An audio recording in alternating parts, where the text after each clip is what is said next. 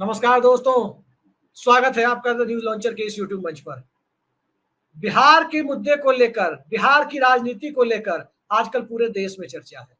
और चर्चा सिर्फ नीतीश कुमार और तेजस्वी यादव, लालू यादव की वजह से नहीं है। चर्चा के केंद्र में एक और शख्सियत है, उनका नाम है प्रशांत किशोर। चुनावी रणनीतिकार से नेता बने प्रशांत किशोर, अब उनकी गतिविधियां काफी बढ़ी हुई है। पिछले दिनों बापू सभागार में जो भीड़ जुटी, निश्चित तौर पर उस भीड़ ने पूरे बिहार में राजनीतिक पंडितों के होश उड़ा दिए। और ऐसा नहीं था कि वो भीड़ भाड़े पर लाई गई भीड़ ही कही जा सकती है, बल्कि उस भीड़ में स्पॉन्टेनियस क्राउड भी दिख रहा था। बिहार की बदहाली को प्रशांत किशोर मुद्दा बनाते रहे हैं। और इन सब से आगे जाकर देखें तो प्रशांत किशोर जिस पॉलिटिकल वैक्यूम को भरने की कोशिश कर रहे हैं, क्या उसके लिए वो बिहार के स्थापित पॉलिटिकल नैरेटिव को तोड़ पाएंगे? दूसरी बड़ी खबर जो बिहार से आ रही है वो ये है कि लैंड फॉर जॉब मामले में ईडी ने लालू परिवार के सदस्यों के खिलाफ दूसरी सप्लीमेंट्री चार्जशीट, जी हाँ, 1000 पन्नों की दूसरी सप्लीमेंट्री चार्जशीट फाइल कर दी है। तो क्या इसके बाद लालू परिवार की मुश्किलें बढ़ने वाली है? नीतीश कुमार क्या कर रहे हैं राजनीतिक तौर पर? आजकल नीतीश कुमार किस तरह से जनता दल यूनाइटेड के कार्यालय में लगातार प्रेस कॉन्फ्रेंस करवा रहे हैं। भुजा पार्टी के सदस्य उनके आसपास तो नहीं दिख रहे हैं, लेकिन प्रेस कॉन्फ्रेंस में कोई ना कोई जरूर दिख रहे हैं। आखिर कारण क्या है?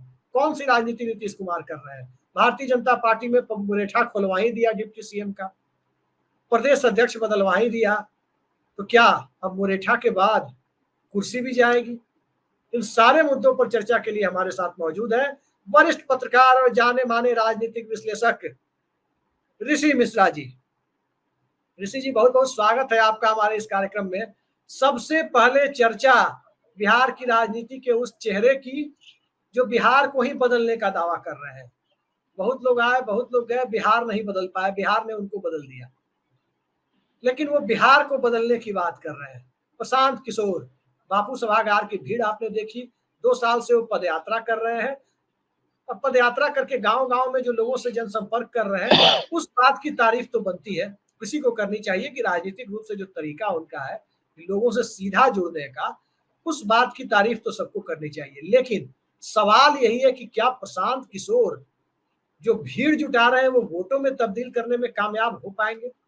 जी देखिए, ये तो आने वाले समय तय करेगा, खासकर जो 2025 के विधानसभा चुनाव होंगे। और प्रशांत किशोर ने घोषणा भी कर रखा है कि 243 विधानसभा क्षेत्रों में वो अपने प्रत्याशी उतारेंगे। लेकिन जिस प्रकार से सपोर्ट मिल रहा है, जिस प्रकार से वो पदयात्रा उन्होंने बिहार के गांव गांव जाकर उन्होंने पदयात्रा किया है, चाहे प्रखंड स्तर पे हो, गांव स्तर पे हो, जिला स्तर पे हो, तो एक सपोर्ट बेस तो उनका बन रहा है। और एक नैरेटिव बनाने में अब तक वो सफल जरूर रहे हैं। एक ऑप्शन के रूप में बिहार की जनता जरूर देख रही है।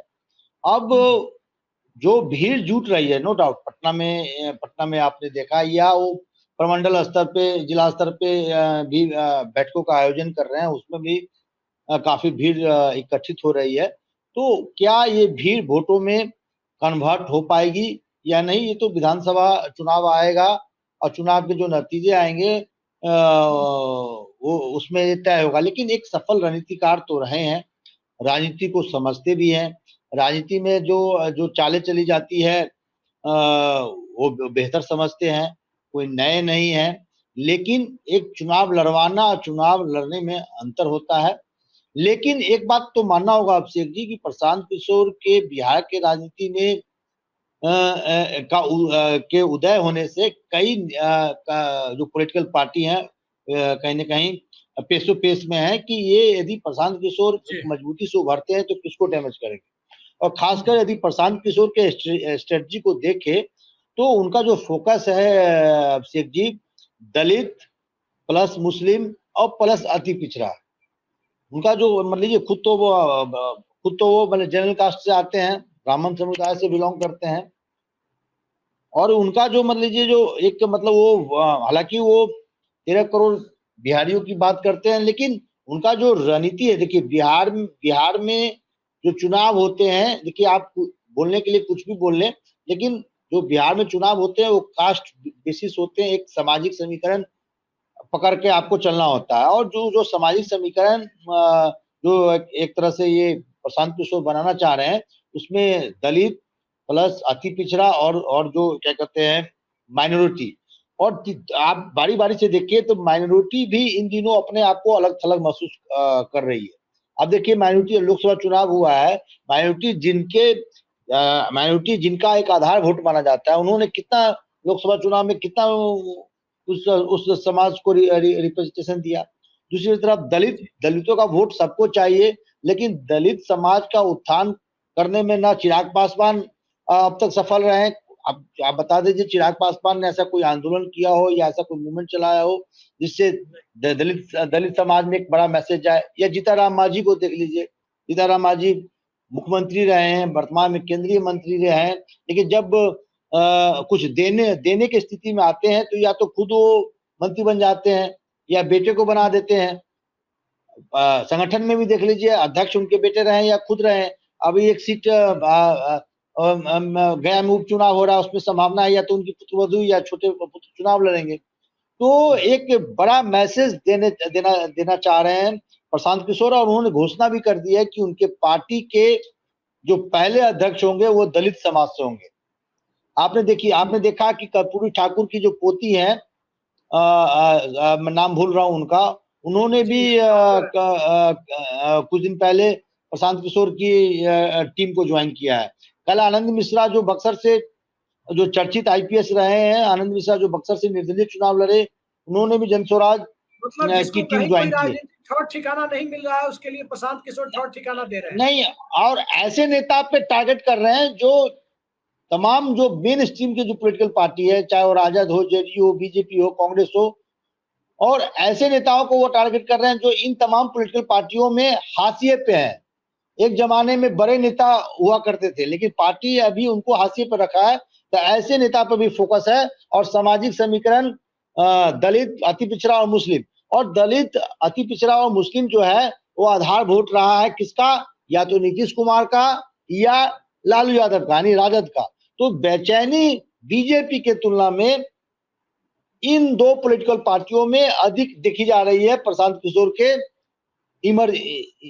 उनके जो कद जो इमर्ज कर रहे हैं, उससे राजद और खासकर जेडीयू परेशान है। आप देखिए कल जो प्रेस कॉन्फ्रेंस हुआ है जेडीयू का, अभिषेक जी, उस पे जेडीयू जो है ने ये सवाल उठाया है कि प्रशांत किशोर इतना जो भीड़ इकट्ठा कर रहे हैं, पैसा कहां से आता है उनके पास, मतलब सोर्स ऑफ इनकम क्या है, पार्टी का, संगठन का सोर्स ऑफ इनकम क्या है।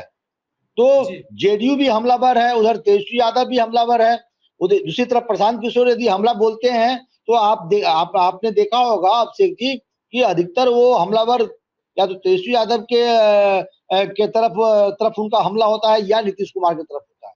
तो ये आने वाले दिनों में मुझे लगता है कि एक बड़ा एक डेवलपमेंट आपको बिहार की राजनीति में देखने को मिलेगा अभिषेक जी। बिहार की राजनीति में डेवलपमेंट देखने की बात आप कर रहे हैं, लेकिन आप देख रहे हैं कि जिन्हें किसी पार्टी में कोई ठौर ठिकाना नहीं मिल रहा, जैसे कर्पूरी ठाकुर के पोती, यानी जिनके चाचा नीतीश कुमार की पार्टी में है, अब एक परिवार के कितने लोगों को नीतीश कुमार या लालू यादव अपनी पार्टी में भरेंगे। इसी तरह आनंद मिश्रा, टिकट उन्हें नहीं, मिथिलेश तिवारी को मिल गया, वह निर्दलीय लड़ गए, सुधाकर सिंह चुनाव जीत गए, उन्हें भी ठौर ठिकाना नहीं था, वो भी इधर आ गए। कई सीताराम सिंह के जो दूसरे बेटे हैं, तो विधायक है, हाँ, वो दिखाई दे रहे हैं।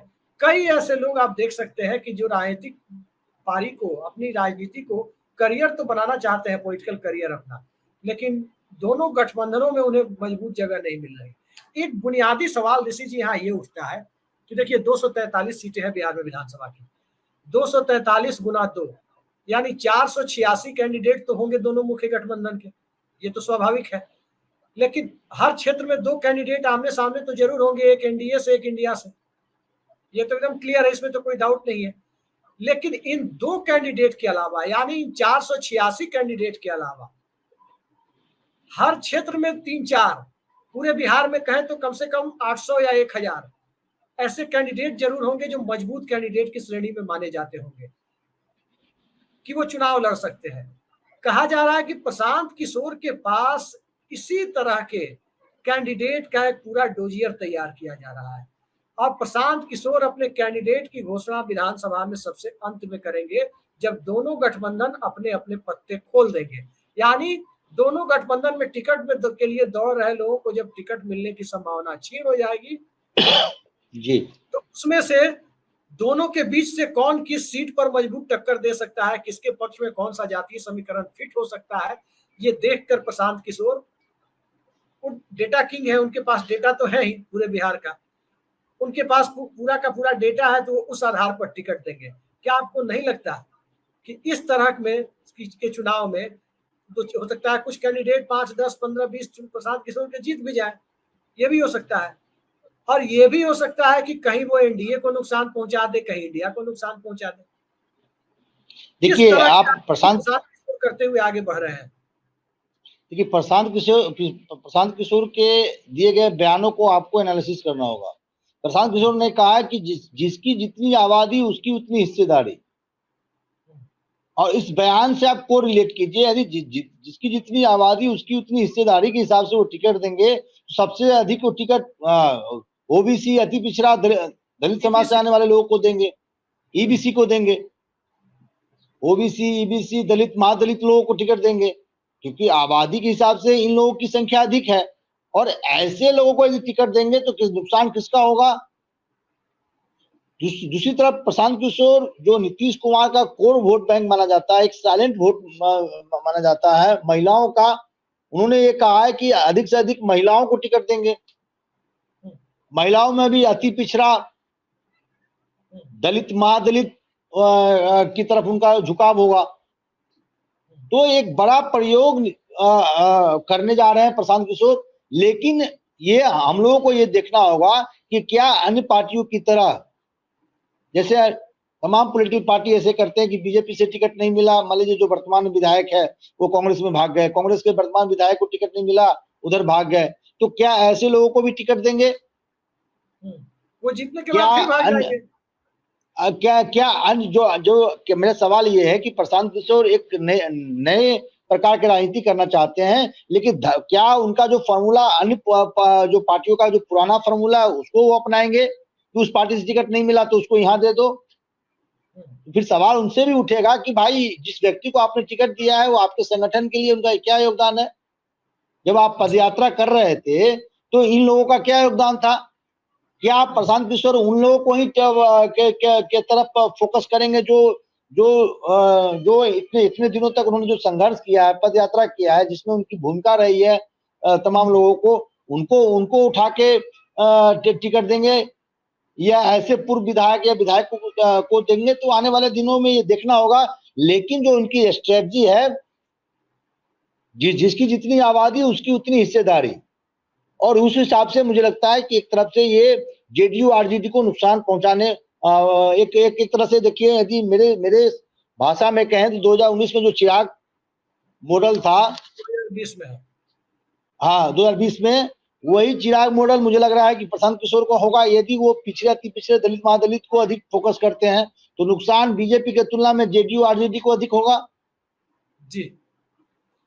और उन्होंने ये घोषणा कर दिया है, देखिए उन्होंने ये घोषणा कर दिया है कि जो अध्यक्ष होंगे हमारे पार्टी का वो दलित होगा। आप बता दीजिए अभी किस पार्टी के अध्यक्ष, प्रदेश अध्यक्ष दलित है? निश्चित तौर पे ये तो एक बहुत बड़ा फॉरवर्ड स्टेप। और ये तो कम से कम ये मैसेज दिए हैं कि हर व्यक्ति अति महत्वाकांक्षी होता है, चाहे लालू यादव हो, नीतीश कुमार हो, कि हम ही हैं, कुर्सी से हम ही चिपके रहे। प्रशांत किशोर कम से कम ये घोषणा तो वो व्यक्ति किया है कि अध्यक्ष मैं खुद नहीं बनूंगा, और जो अध्यक्ष बनेगा वो दलित समाज से आने वाला कोई व्यक्ति बनेगा। नहीं, कहा तो ये भी जा रहा है ऋषि जी कि 2 अक्टूबर को जब उनकी पार्टी आएगी तो वो ये घोषणा भी करने वाले हैं कि मुख्यमंत्री हम नहीं बनेंगे। ये भी बात सामने आ रही है। तो ये बड़ा प्रयोग है, लेकिन बड़ा प्रयोग में कॉम्बिनेशन क्या होता है? पुराना फार्मूला होता है कि नया फार्मूला होता है? नए फ्रेश लोगों को लाते हैं, जैसे अभिषेक जी जैसे तेज तरार पत्रकारों को लाते हैं, या वही यही मतलब आप तेज तरार तो है, आप चुनाव नहीं लड़े अलग बात है, लेकिन आप जैसे पत्रकारों को, तेज तरार पत्रकारों को लेके आते हैं, आप जैसे तेज तरार सामाजिक चिंतक को लेके आते हैं, या फिर वही पुराना ढर्रा जो है जितना है तो भाई किसी को दे दो, जो जीतने में सक्षम हो, तो ये देखना होगा। लेकिन जो उनकी स्ट्रेटजी है, कहीं ना कहीं कई राजनीतिक पार्टियों की नींद जो है उड़ा रखी है। जी। अब बताइए, उस बिहार में जहां नदी का पता नहीं है, किसी के खेत में पुल बना दिया गया, उस बेचारे जमीन वाले को मुआवजा भी नहीं मिला, अररिया की घटना है। इस तरह से बिहार में काम हो रहा है। नीतीश कुमार के सुशासन के मॉडल पर तो एक बहुत गहरी चोट है इस तरह की घटना। और प्रशांत किशोर उस राज्य में राजनीति करने चले हैं। बताइए, आपके खेत में कोई पुल बना दे, आपकी जमीन पर नदी का पता नहीं है, वहां पुल बन गया, ना नदी का पता है ना सड़क का पता है। अब बताइए, उस बिहार में प्रशांत किशोर राजनीति करने चले हैं, जहां बिना नदी का पुल बन जाता है किसी के खेत में, तो उनके खेत में यानी उनकी पार्टी में विधायक कितने सुरक्षित रहेंगे? वो जीतने के बाद भाग जाएंगे चिराग पासवान के विधायक की तरह। अब देखिए, यदि आप मुझसे एनालिसिस इसका पूछेंगे, तो नीतीश कुमार को ये नहीं मालूम है कि इस प्रकार का जो ऑपरेशन करता है या घटना कर रहा है या लूट खसोट में जो शामिल है, क्या नीतीश कुमार को नहीं मालूम है? नीतीश कुमार इतने बच्चे हैं, जो जदयू के पास ही रहता है। मैं वही पूछ रहा हूँ। देखिए, एक लालू यादव बदनाम है, ठीक है, लालू यादव में चारा घोटाला में उनका नाम आया, उस समय वो मुख्यमंत्री थे। लेकिन यदि इस प्रकार का कोई घटना हो रहा है, पुल बार बार गिर रहे हैं, पुल ऐसे जगह बना दिए जा रहे हैं जहां खेती करने योग्य जमीन है, अब जिसका जमीन है उससे पूछा नहीं गया है, तो ये मतलब क्या नीतीश कुमार को नहीं मालूम है क्या? संजीव हंस में एग्जाम्पल दे रहा हूँ। संजीव हंस जो है भ्रष्टाचार में लिप्त है, ये नीतीश कुमार को नहीं मालूम है? यह तमाम ऐसे आईएएसओ का नाम आता है जो अरबों करोड़ों नहीं अरबों की संपत्ति बना रखी है, क्या नीतीश कुमार को नहीं मालूम है? या यदि मैं ही मुख्यमंत्री रहता हूं, या आप ही एक चैनल के संपादक हैं, आपके अंडर में जो सब एडिटर है क्या कर रहे हैं आपको नहीं जानकारी है? और नहीं जानकारी है तो इस्तीफा दे दीजिए। संपादक के फिर लायक नहीं है आप, यानी मुख्यमंत्री के लायक नहीं है। यदि तमाम ऐसे घटनाक्रम हर दिन आपको देखने को मिल रहे हैं, हर दिन कोई ना कोई आपने देखा होगा कि फन्ना जिला में, फन्ना गांव में आज पुल गिर गया, फन्ना जगह ये हो गया। जो आदमी, अभिषेक जी, जो आदमी साइकिल से चलता था आज वो BMW से चलता है। ऐसा कौन सा फॉर्मूला नीतीश कुमार ने अपने पार्टी या उनसे संबंध रखने वाले नेताओं को दे दिया जो साइकिल से BMW में चलता है? या तमाम ऐसे पॉलिटिकल पार्टी के नेताओं को देख लीजिए। मैंने तो अपने औराई में तमाम ऐसे विधायकों को देखा है जिनके जूते फटे हुए होते थे। आज देखिए बंगला, देखिए बंगला, घर नहीं देखिए बंगला देखिए। उनके कुत्ते जो है ना, पालतू कुत्ते महंगे महंगे बिस्कुट खाते हैं, जो आम आदमी की बात करते हैं तो हुकुमदेव नारायण यादव की याद आती है सबको। आम आदमी को जहां रोटी नसीब नहीं होता है, हमारे माननीय विधायक सांसदों के जो कुत्ते हैं महंगे महंगे बिस्किट खाते हैं जी। तो ये नीतीश कुमार को नहीं मालूम है? मुजफ्फरपुर में ही एक चूहा जो है बिलार बन बैठा है, किसके पार्टी में है? तो ये नहीं एक पदाधिकारी हमको परसों फोन किए, बोले कि मंत्री डायरेक्ट पैसा मांगता है। बताइए, तो इस तरह की व्यवस्था जिस राज्य में है। अच्छा, देखिए, आपने कहा मंत्री जी डायरेक्ट पैसा मांगता है। एक बड़ी खबर अभी आ रही है, 31 अगस्त को बिहार के चीफ सेक्रेटरी, मुख्य सचिव ब्रजेश मेहरोत्रा रिटायर हो रहे हैं। जो लोग प्रशासन को समझते हैं उन्हें पता है कि राज्य में मुख्य सचिव ही असली राज्य का प्रशासन करता होता है। प्रशासन का प्रमुख, पूरे राज्य का प्रशासन मुख्य सचिव के इशारे पर चलता है। मुख्यमंत्री के बिहाफ पर प्रशासनिक अधिकारियों के प्रशासन की पूरी नकेल उसके हाथ में होती है। यूं कहें कि मुख्य सचिव ही असली चीफ एग्जीक्यूटिव ऑफिसर होता है राज्य का, जो राज्य का शासन चलाता है। वो ब्रजेश मेहरोत्रा है अभी मुख्य सचिव, और वो 31 अगस्त को रिटायर हो रहे हैं। उनकी जगह जो नाम सबसे ऊपर है चर्चा में, वो नाम है के पाठक का। क्या लगता है, के पाठक को मुख्य सचिव बनाने का जोखिम कोई एसीएस में से ही बनेगा? कोई चीफ सेक्रेटरी जो एसीएस है उसी में से कोई सीएस बनेगा, एडिशनल चीफ सेक्रेटरी सारे। देखिए, उसमें संजीव हंस तो बनेंगे नहीं, आप भी जानते हैं। ये भी आप जानते हैं कि प्रत्यय अमृत के चांसेस भी कम हो गए हैं। दीपक कुमार रिटायर हो चुके हैं, रिटायरमेंट के बाद सेवा दे रहे हैं। वो बन ही नहीं सकते, रिटायरमेंट के बाद कैसे बनेंगे वो। अब सवाल ये उठता है कि नीतीश कुमार क्या वाकई के पाठक को बिहार के प्रशासन की कमान सौंपने पर विचार कर रहे हैं ऋषि जी? ये बुरे सपने देखिए, है बहुत सारे भ्रष्ट अधिकारियों के लिए।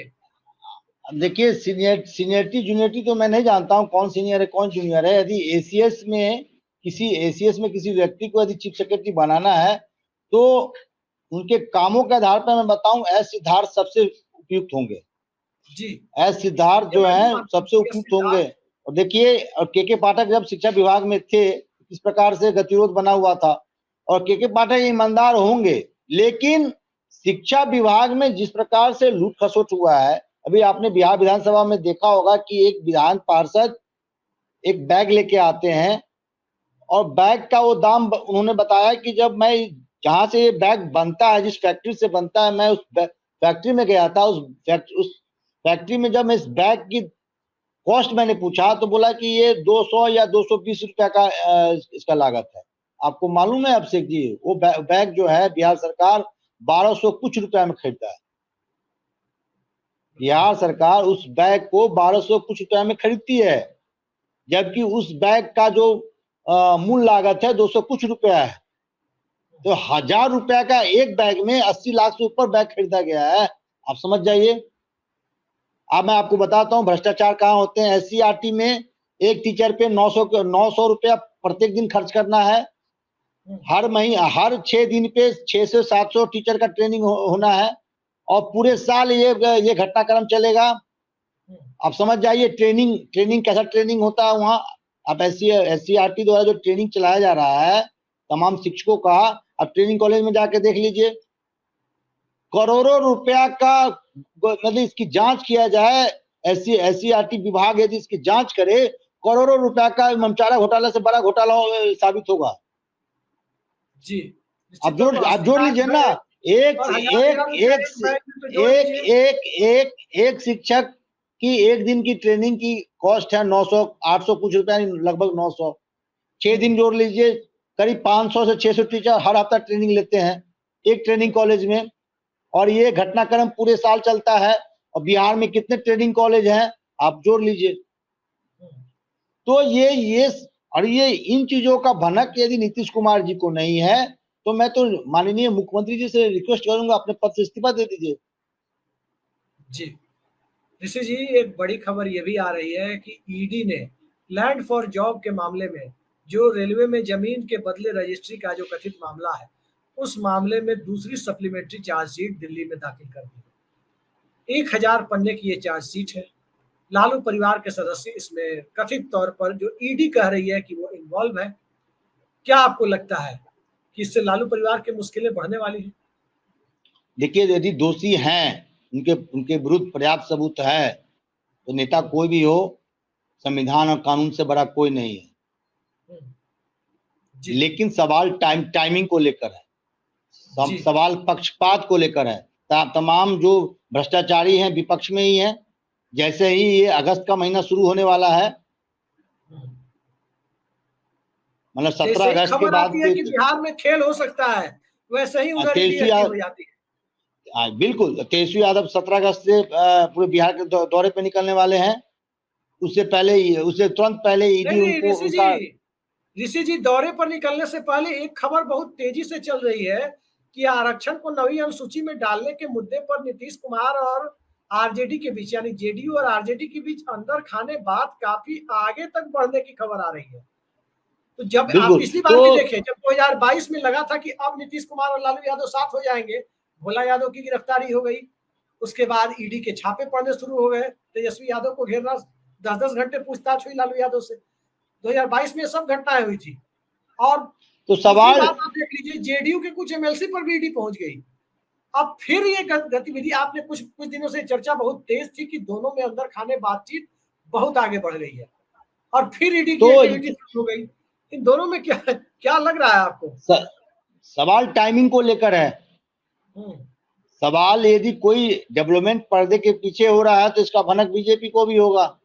देखिए, दोनों तरफ से खेल चल रहा है। एक तरफ आप जो सहयोगी हैं, मानी जो एक तरह से प्रेम प्रसंग है, तो प्रेम प्रसंग में प्रेमिका यदि नीतीश कुमार है, तो उनको भी टाइट किया जा रहा है कि प्रेमिका कहीं भाग न जाए, तो संजीव हंस जैसे प्रकरण बीच में आ जाते हैं। संजीव हंस आज भ्रष्टाचारी तो नहीं बन गए हैं जी। संजीव हंस यदि कल ईमानदार थे, आज वो भ्रष्ट हो गए, ऐसा तो नहीं है। एकाएक उनको उनके सपने में ब्रह्मा जी आए और कहे कि भैया लूट खसोट शुरू कर दो। तो ये तो बीजेपी को भी मालूम होगा और बीजेपी के तमाम नेताओं को मालूम होगा कि बिहार में कौन भ्रष्ट है, कौन भ्रष्ट नहीं है। तो एक तरफ प्रेमिका को भी कसने टाइट किया जा रहा है कि भैया तुम भागना नहीं। दूसरी तरफ जिनके साथ भागने की संभावना है उनको भी टाइट कर रहे हैं कि भैया हमारे प्रेमिका को लेकर मत भागना तुम, नहीं तो तुम्हारा ईवीएम सप्लीमेंट्री, कौन सप्लीमेंट्री उन्होंने दाखिल कर दिया जी। तो ये बड़ा मतलब बिहार का जो पॉलिटिकल सीन है एक प्रेमी प्रेमिका की तरह है, पति पत्नी वो वाली सवाल है जी। प्रेमिका एक है, प्रेमिका एक है, प्रेमी दो है। अब दबाव बना रहे हैं दोनों कि भाई मेरे साथ आ जाओ। इधर तेजस्वी यादव धमका रहे हैं कि नहीं आओगे तो मैं जाऊंगा, कहूंगा कि भाई देखिए रिजर्वेशन हम और नीतीश कुमार ने मिलकर रिजर्वेशन की सीमा 75% कर दिया, ये बीजेपी के साथ मिल गए। तो नीतीश कुमार देख रहे हैं कि जो सामाजिक आधार है उसको खिसका देंगे। दूसरा जो कोटा विद इन कोटा का डिसीजन आया है उस पर भी नीतीश कुमार सही से क्लियर स्टैंड नहीं ले पा रहे हैं। वो मतलब जेडीयू का देखिए ठीक है 2003-4 में उन्होंने प्रयोग किया था, लेकिन अभी जो आया उसका लेकर जेडीयू का कोई क्लियर स्टैंड नहीं है। वो देखिएगा किसी कैबिनेट मीटिंग में आ जाएगा कि बिहार में दलितों में महादलित को अलग से आरक्षण दे दिया गया। इसका हम इंतजार कर रहे हैं, लेकिन जब ये करेंगे तो फिर तेजस्वी यादव नहीं आएंगे साथ में, क्योंकि तेजस्वी यादव का जो स्टैंड है उसको लेकर अलग है। तेजस्वी यादव ने स्पष्ट कह दिया है। तो कहीं इसी वजह से तो नीतीश कुमार नहीं रुक रहे हैं कि कहीं उधर जाने की प्लानिंग हो रही है, तो इसी वजह से तो कोटा विद इन कोटा पर अभी तो ये में नहीं रखे हैं। तो एक गाना है ना, एक गाना है ना, तुम मुझे कैंप से अंदरूनी जानकारी होती है, सब लोग आपके टच में रहते हैं। देखिए एक गाना है कि तुम मुझे नहीं चाहो तो कोई बात नहीं, लेकिन तुम किसी गैर को चाहोगी तो मुश्किल होगा। बीजेपी वही कह रही है, तुम किसी गैर को चाहोगी तो मुश्किल होगा। नीतीश बाबू पहला झटका उन्होंने संजीव हंस के रूप में दे दिया। हालांकि मेरा आज भी मानना है कि व्यक्तिगत रूप से नीतीश कुमार ईमानदार आदमी है, लेकिन उनकी ईमानदारी पर प्रश्न चिन्ह तब उठता है कि जब उनके नाक के नीचे भ्रष्टाचार की गंगोती बह रही है।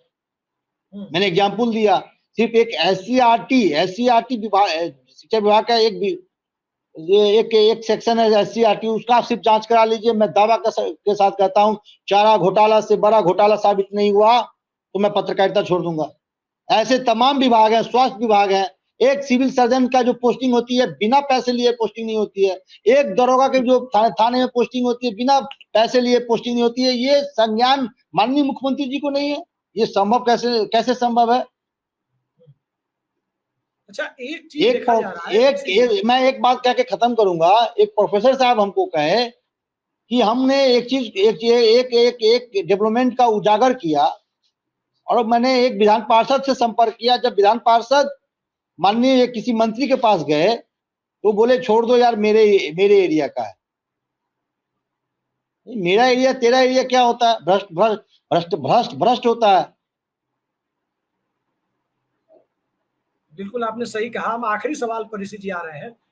जीतन राम मांझी के बयान पर से तेजस्वी यादव और चिराग पासवान दोनों ने असहमति जता दी है। जो बयान उन्होंने सुप्रीम कोर्ट के फैसले के स्वागत का दिया है, क्या लगता है जीतन राम मांझी का बयान जो महादलित समुदाय से आते हैं और उनका बयान आता है कि सुप्रीम कोर्ट का फैसला सही है, तेजस्वी यादव और चिराग पासवान एक प्लेटफॉर्म पर है, नीतीश कुमार कुछ बोल नहीं रहे हैं और नहीं इसलिए बोल रहे हैं, आप भी जानते हैं कि उनकी मंशा तो पहले से रही है कि महादलित का कोटा बिहार की राजनीति में इतनी उलझ गई है। जो इस गठबंधन में है वो उस गठबंधन की बात से सहमति जता रहे हैं। मतलब चिराग पासवान और तेजस्वी यादव के एक बोल निकल रहे हैं इस मुद्दे पर, जीतन राम मांझी और नीतीश कुमार के एक बोल निकल रहे हैं। वही जीतन राम मांझी जिनको विधानसभा में डपटते हुए नीतीश कुमार ने कहा था ये मेरी मूर्खता से मुख्यमंत्री बना था, आपने देखा होगा। इन दोनों के एक बोल निकल रहे हैं और अभी फिलहाल नीतीश कुमार चुप है और भाजपा और कांग्रेस की स्थिति ये है कि इस पे बोले कि ना बोले उहापोह में है कि आखिर हम साइड लें तो कौन सी साइड लें।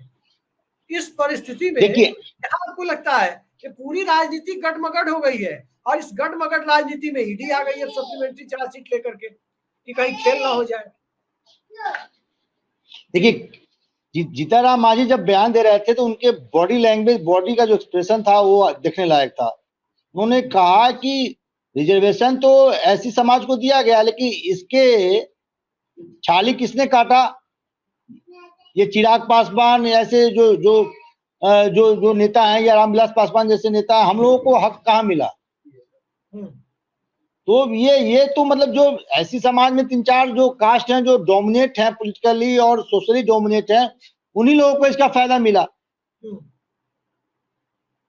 तो चिराग पासवान इस चीज से परेशान है कि यदि जो ये मुट्ठी ऐसी समाज का जो ये मुट्ठी था इस डिसीजन के बाद खोल दिया गया है और जब ये पांचों उंगली अलग अलग हो जाएंगे तो वो ताकत, और देखिए ताकत तो है, लेकिन चिराग पासवान चाहते हैं कि जितना इस ताकत जो हमारे पीछे हो, इस ताकत का इस्तेमाल सिर्फ वो खुद करे, लेकिन जो उसी ऐसी समाज में जो भाई और परिवार जो पिछड़ा हुआ है, आज भी विकास के रूपरेखा या डेवलपमेंट का जो ये होता है पैमाना होता है, उसमें वो कहीं नहीं फिट बैठते हैं, उसको आगे नहीं आने देना चाहते हैं।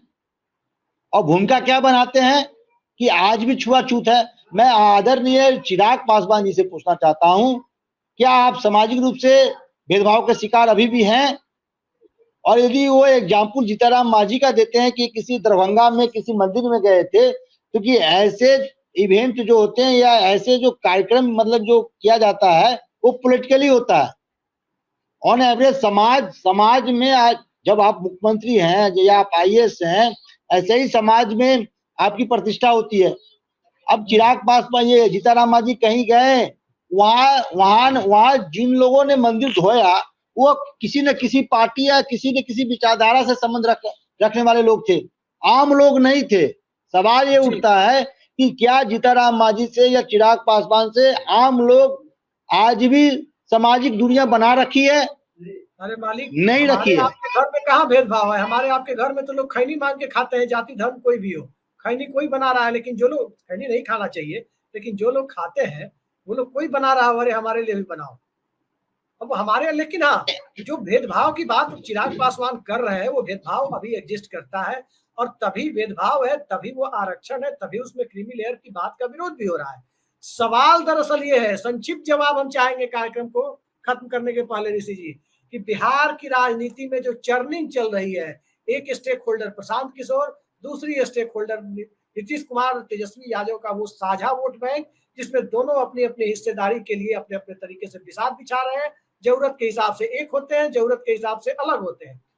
भारतीय जनता पार्टी और कांग्रेस की स्थिति आप जानते हैं कि दोनों एक दूसरे के साथ नहीं होते, लेकिन माइनस अल्पसंख्यक दोनों की नजर एक ही तरह के सामाजिक समीकरण पर होती है। आज की तारीख में बिहार की राजनीति में ईडी किस हद तक कामयाब हो पाएगी बिहार में महागठबंधन को फिर से आकार लेने में, चाचा भतीजा को एक होने से रोक पाने में? सीधा सवाल। मेरा पहले भी ये मानना था, मेरा पहले भी ये मानना था कि ईडी यदि तेजस्वी यादव पे कार्रवाई करेंगे, जो तेजस्वी यादव अभी बैकफुट पे है लोकसभा चुनाव के बाद, और मजबूती के साथ उभरेंगे। जो उनके साथ जो समीकरण है थोड़ा मोड़ा दरकता हुआ भी दिख रहा है। यदि ईडी की कार्रवाई होती है और तेजस्वी यादव जेल चले जाते हैं तो जो समीकरण थोड़ा सा कमजोर होता हुआ दिख रहा है तेजस्वी यादव के पक्ष में, और वो मजबूती से उभरेगा।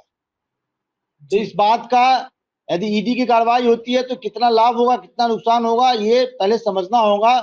जो ऐसे कार्यों में इन्वॉल्व हैं, तेजस्वी यादव को घेरने का प्रयास कर रहे हैं, तो उनको इन चीजों का ख्याल रखना होगा कि यदि आप तेजस्वी यादव की गिरफ्तारी करते हैं तो भ्रष्टाचार का मुद्दा बनाते हैं, तो सामाजिक रूप से जो लोग उनके साथ जुड़े हुए हैं उनमें क्या रिएक्शन होगा, पिछड़ों में क्या रिएक्शन होगा। जहां आप गैर यादव ओबीसी और ईबीसी करके चुनाव जीत जाते हैं, तो आज भी पिछड़ों में तो कम से कम ये लोग मानते हैं कि जो बोलने की जो आजादी मिला उन लोगों को, उसमें लालू यादव का बहुत बड़ा भूमिका है। दलित समाज आज भी मानते हैं कि दलित आज किसी के साथ आंख में आंख मिला के बात कर पाता है, उसमें लालू यादव का बड़ी भूमिका है, खासकर बिहार में। तो आप तेजस्वी यादव को गिरफ्तार करेंगे तो मुझे लगता है अपने पैर पे कुल्हाड़ी मारने जैसा है। हाँ, आप भूमिका बनाते रहिए, डराते रहिए, लेकिन जिस दिन डर खत्म कर देंगे, जेल भेज देंगे, तो उसका रिएक्शन बहुत नेगेटिव होगा। कोई एक होना होगा तो हो ही जाएंगे। और दूसरी बात, एक बात से आपके एक बात से मैं सहमत नहीं हूं, जो आपने क्रीमी लेयर के सामाजिक भेदभाव, आप बताइए ना, चिराग पासवान के साथ कौन सा सामाजिक भेदभाव है? जीतनराम मांझी के साथ कौन सा सामाजिक भेदभाव है? आज स्वर्गीय रामविलास पासवान थे, उनका पैर कौन छूता था? सूरजभान। कौन पैर छूता था? रामा सिंह। कौन छूता था? काली पांडे। आज इनके साथ कौन है? चिराग पासवान के साथ कौन है? प्रदेश अध्यक्ष कौन? राजू तिवारी। उनके साथ कौन रहते हैं? हुलास पांडे। ठीक है। क्या बिहार तो कहां से? जी, बिहार की राजनीति दरअसल जिस दिशा में जा रही है उससे साफ दिखाई दे रहा है कि बिहार में आने वाले वक्त में बहुत कुछ होना है। ईडी की सप्लीमेंट्री चार्जशीट एक ऐसे दौर में आई है जिस दौर में चर्चा थी कि मुद्दों के आधार पर जनता दल यूनाइटेड और राष्ट्रीय जनता दल अंदर खाने एका की बातचीत कर रहे हैं। पिछली बार भी इस तरह की बातें हुई थी, तभी भोला यादव की गिरफ्तारी हुई और तमाम चीजें, ईडी की गतिविधियां तेज हुई थी। एक बार फिर ये चर्चा है और उस चर्चा के बीच चूंकि अब दिल्ली की सत्ता का सीधा स्टेट जुड़ा हुआ है कि नीतीश कुमार और चंद्रबाबू नायडू ने यदि टाटा बाय बाय कह दिया तो नीतीश कुमार की सरकार तो बच जाएगी, राष्ट्रीय जनता दल बचा लेगी, नरेंद्र मोदी की सरकार दिल्ली में नहीं बचेगी। नरेंद्र मोदी की सरकार को झोला उठाकर जाना पड़ेगा। तो दिल्ली का झोला बचाने के लिए पटना में झोला पकड़ने की कवायद में ईडी लगी हुई है। अब देखते हैं झोला बचाने और झोला पकड़ने के बीच प्रशांत किशोर कहां टिकते हैं, उनकी राजनीति कहां जाती है। तमाम मुद्दों पर तो ऋषि जी ने अपनी बात रख दी है। अंतिम उपलब्ध सूचना के आधार पर ऋषि जी ने अपनी बात रखी है। देखते हैं होता क्या है। आज की इस बेहद सार्थक चर्चा में जुड़ने के लिए ऋषि मिश्रा जी आपने समय निकाला, बहुत बहुत धन्यवाद आपका। नमस्कार।